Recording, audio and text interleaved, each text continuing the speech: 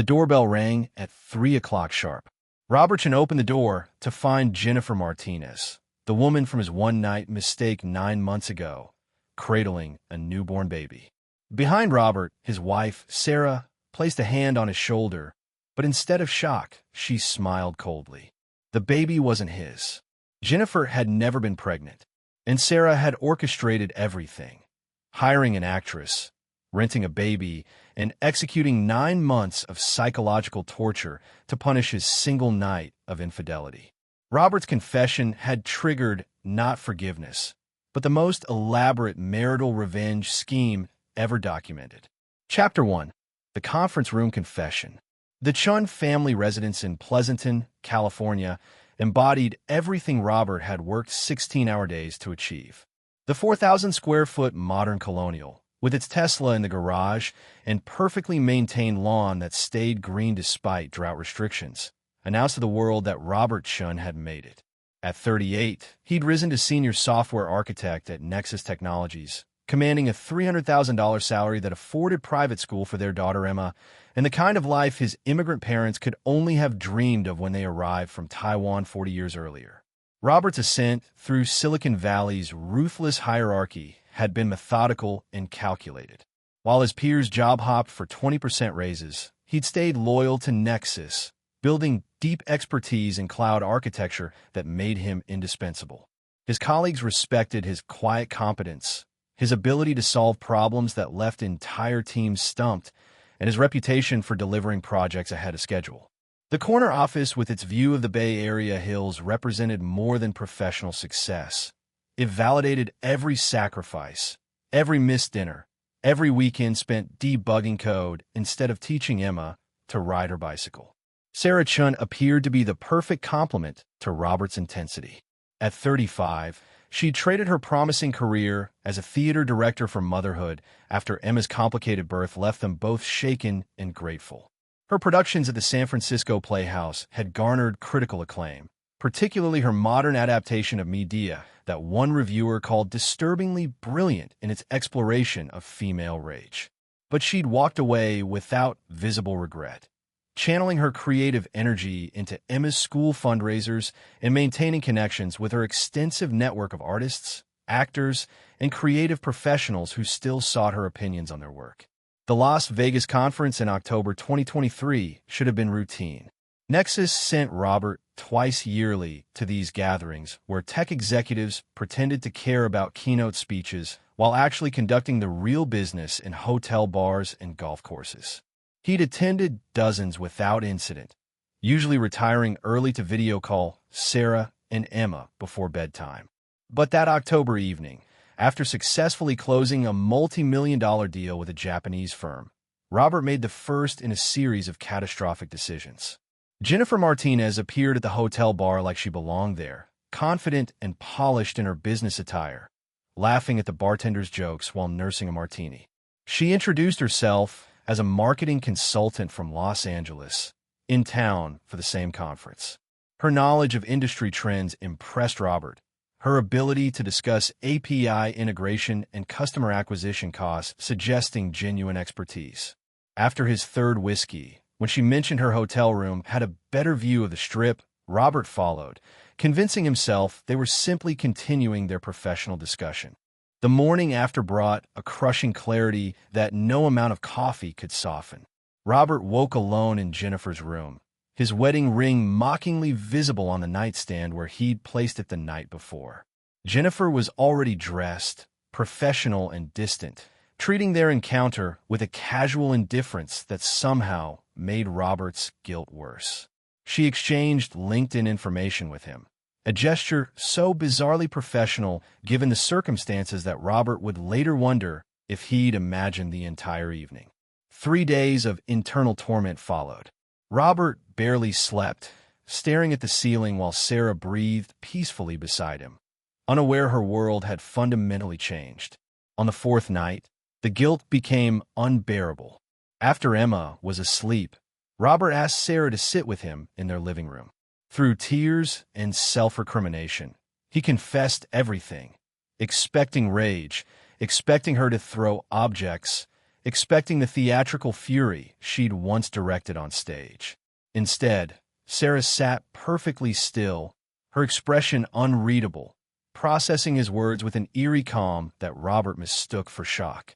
When she finally spoke, her voice carried no emotion. "I need complete transparency, Robert. Your phone, emails, everything. If we're going to work through this, I need to know there are no more secrets." Robert eagerly agreed, grateful for what seemed like a chance at redemption. He had no idea he'd just armed his wife with everything she needed for her 9-month masterpiece of revenge. Chapter 2: 9 Months of Psychological Warfare. Sarah Chen's revenge began with a phone call to Melissa Hartley, her former stage manager, who now worked as a casting director for independent films in Los Angeles. The conversation lasted 90 minutes, during which Sarah outlined her requirements with the same precision she'd once used to block out stage movements. She needed an actress, someone talented enough to maintain character for 9 months, someone who could improvise when necessary, but follow direction without question. Melissa, who'd witnessed Sarah's creative genius firsthand, understood this wasn't about traditional performance. This was about crafting reality itself. Jennifer Martinez, whose real name was Ashley Thornton, arrived at Sarah's carefully chosen meeting spot, a coffee shop in San Mateo, far enough from Pleasanton to avoid recognition, carrying a portfolio of headshots and reviews from small theater productions. At 28, Ashley possessed the rare combination of talent and desperation that Sarah required. She'd been serving cocktails to make rent, auditioning for roles that never materialized, watching younger actresses book the parts she wanted. Sarah's offer of $15,000, paid in installments to ensure compliance, represented more money than Ashley had seen in 2 years. The contract, drafted by Sarah's lawyer friend under the guise of a performance art piece, outlined Ashley's role in exact detail. She would become Jennifer Martinez, marketing consultant, maintaining the LinkedIn profile and professional persona she'd created for one night in Vegas. But now she would be pregnant, carrying Robert Chen's child, a digital specter haunting his inbox and conscience. Sarah provided Ashley with a timeline of correspondence, emotional beats to hit, and specific phrases designed to trigger maximum anxiety in Robert's methodical mind. January brought the first contact. Robert discovered an email in his spam folder from Jennifer, expressing concern about something important they needed to discuss. The message's tone struck perfectly between professional and personal, forcing Robert to remember their encounter while maintaining plausible deniability.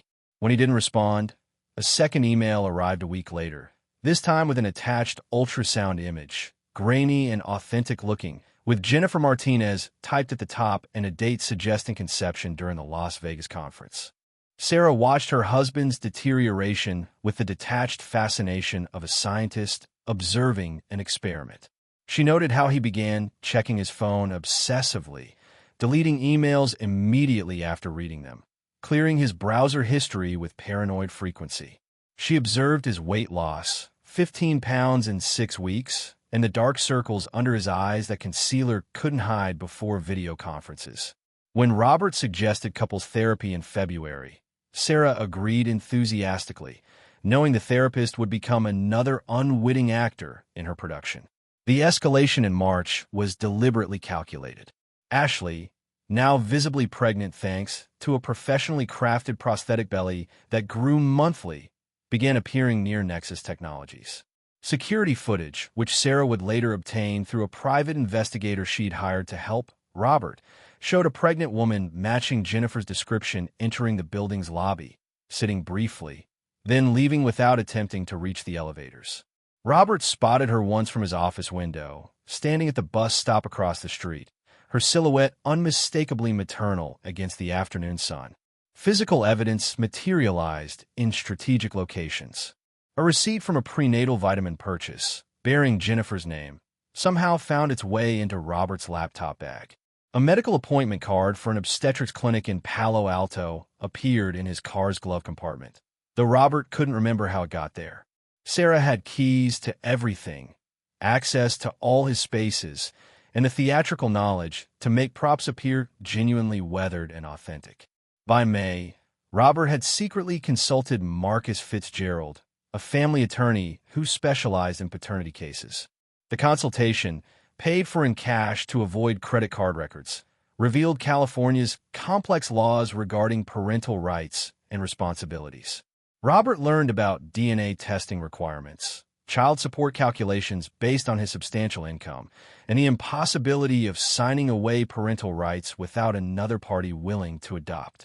The attorney, noting Robert's distress, recommended a therapist who specialized in complicated family dynamics.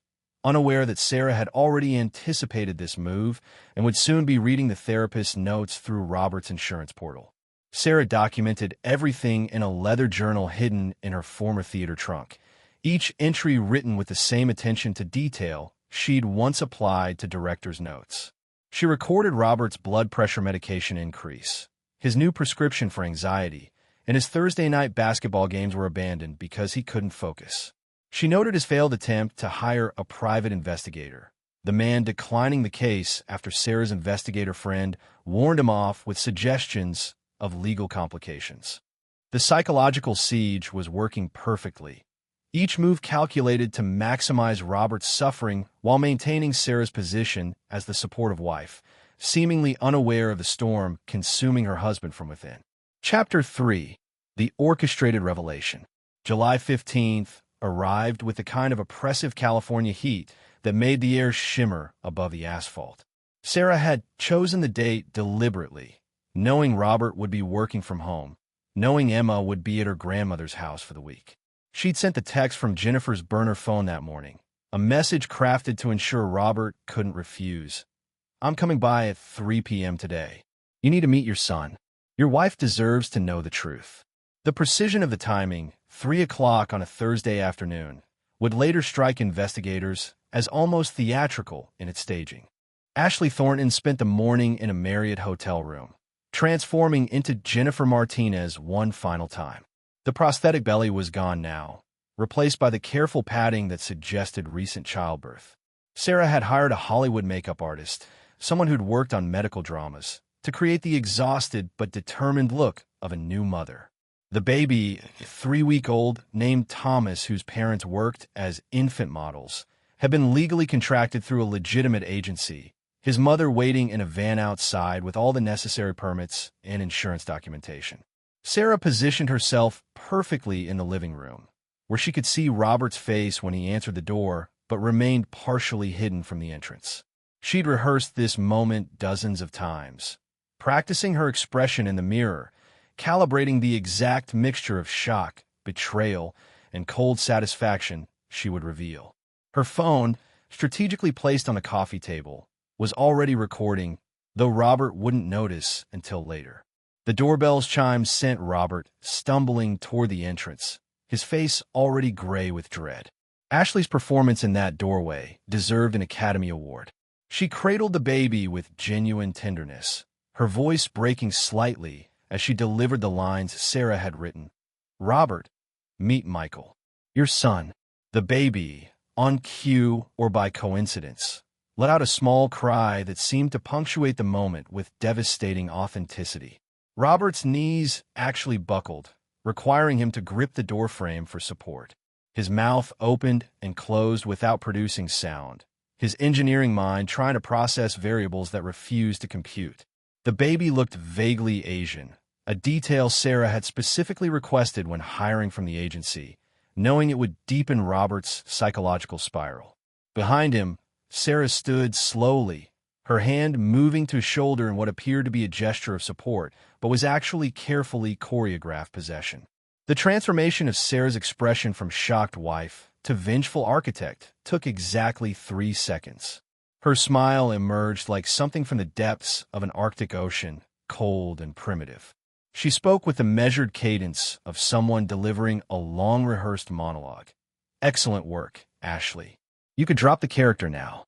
The words hung in the air like a chemical reaction waiting to ignite. Ashley's posture immediately changed. The defeated exhaustion of new motherhood was replaced by the confident stance of a working actress.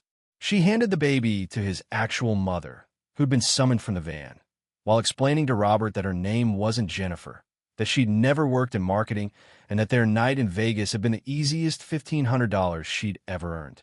The revelation that even their one-night stand had been orchestrated, that Sarah had sent Ashley to that conference specifically to seduce him, would later require 3 therapy sessions for Robert to fully process. Sarah's presentation of evidence resembled a prosecutor's closing argument. She retrieved a binder from behind the couch, its contents meticulously organized with color-coded tabs. Email threads with Ashley discussing performance notes. PayPal transactions are broken into small enough amounts to avoid IRS reporting requirements. Photographs of Ashley at various stages of her prosthetic pregnancy, taken during fittings. The receipt for the ultrasound image purchased from a medical supply website. Screenshots of Robert's deleted browsing history, recovered through router logs. The business card of the private investigator who'd been feeding Robert false information for months while actually working for Sarah. The legal documentation Sarah had prepared revealed another layer of her thoroughness. Contracts with every participant, from Ashley to the makeup artist to the baby's parents, all described the project as performance art exploring themes of trust and deception in modern marriage. Her lawyer had confirmed that while morally questionable, nothing Sarah had done violated any criminal statutes. Fraud required financial gain or damages. This was purely psychological warfare.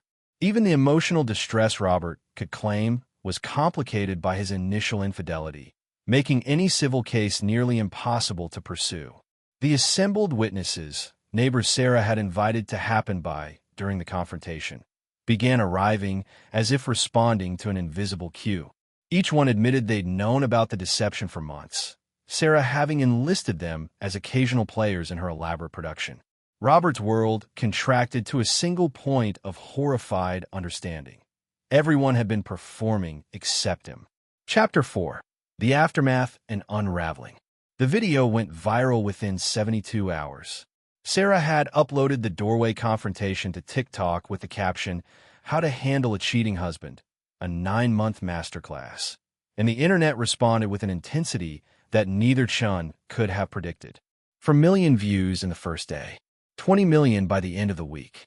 Comment sections exploded into battlegrounds where strangers debated the ethics of revenge, the nature of forgiveness, and whether Sarah Chen was a feminist icon or a dangerous sociopath. News outlets descended on Pleasanton like vultures sensing carrion. Local reporters became national correspondents overnight as morning shows competed for exclusive interviews. Sarah appeared on Good Morning America, wearing a designer dress her new publicist had selected, calmly explaining that her revenge was performance art commenting on the performance of marriage itself. She smiled perfectly for the cameras, her media training evident in every practice gesture, while somewhere across town, Robert drew his blinds tighter and stopped answering his phone. Nexus Technologies placed Robert on administrative leave within days of the story breaking. The official statement cited concerns about judgment and decision-making capabilities, but the unofficial message from Human Resources was clear. His presence had become toxic to the company's carefully cultivated progressive image. Clients began requesting different architects for their projects. Team members who'd once respected his technical brilliance now whispered about his gullibility. The corner office with its view of the hills was quietly reassigned to someone whose personal life wouldn't trend on social media. The custody battle over Emma transformed into a judicial nightmare that would later become required reading in California family law programs. Judge Patricia Hoffman found herself presiding over a case with no clear precedent. Robert's infidelity was undeniable, but relatively brief and immediately confessed. Sarah's revenge, while legal, demonstrated what court psychologists termed an extraordinary capacity for sustained deception and emotional manipulation. 8-year-old Emma, subjected to multiple evaluations, told one therapist she didn't understand why everyone was so upset about Mommy's big pretend game, when they'd always encouraged her imagination. Child psychologist Dr. Miranda Foster testified that Sarah's elaborate deception, while not directly involving Emma, created an environment of normalized manipulation that could profoundly impact the child's future relationships and trust mechanisms. Conversely, Dr. James Liu argued that Robert's inability to detect 9 months of orchestrated deception raised questions about his observational skills as a parent. The court ultimately ordered joint custody with mandatory family therapy, a decision that satisfied no one and left Emma shuttling between two homes filled with parents who could barely make eye contact. Sarah's book deal, announced through Creative Artists Agency, reportedly reached 7 figures with film rights attached. Netflix fast-tracked a limited series with Oscar-nominated actress Gemma Chong attached to play Sarah. The working title, The Performance, promised to explore the intersection of art, revenge, and modern marriage. Sarah began speaking at women's conferences, her TED Talk, The Art of Consequences, garnering 12 million views. She moved to a luxury condo in San Francisco's Pacific Heights, her new life funded by the commercialization of her husband's humiliation. Robert's descent was quieter but equally complete. After Nexus officially terminated his employment, citing restructuring, he found his reputation preceded him to every interview. Tech companies, already risk-averse about public relations, wouldn't touch someone whose name auto-completed in Google searches with elaborate revenge victim. He began driving for rideshare companies, his Tesla now a bitter reminder of his former success, passengers occasionally recognizing him and spending entire rides in uncomfortable silence. The psychological aftermath revealed itself in smaller moments. Robert developed severe trust issues, requiring written documentation for every personal interaction. He recorded conversations, screenshot text messages, and maintained detailed logs of daily activities, terrified of being deceived again. Therapy helped minimally. 3 different therapists admitted feeling unqualified to address the trauma of this specific nature. Support groups for infidelity felt wrong. He was the cheater, after all, while victim support groups couldn't relate to his particular brand of suffering. Academic researchers began studying what they termed the Chen case, examining the intersection of technology, performance art, and revenge in the digital age. Law schools debated whether new legislation was needed to address psychological warfare that existed in legal gray zones. Marriage counselors reported a spike in couples citing the case during sessions, some inspired by Sarah's creativity, others terrified of their own capacity for deception. The real casualty remained Emma, who would grow up known as the daughter from that viral revenge story. Her parents wore forever preserved in internet archives, a cautionary tale about the price of both betrayal and revenge. Robert Chen cheated once and confessed immediately, seeking forgiveness. Sarah Chen spent 9 months crafting the perfect revenge, seeking justice. In the end, they both lost everything that mattered: their daughter's innocence, their family's future, and the truth that revenge and betrayal are just 2 sides of the same poisoned coin.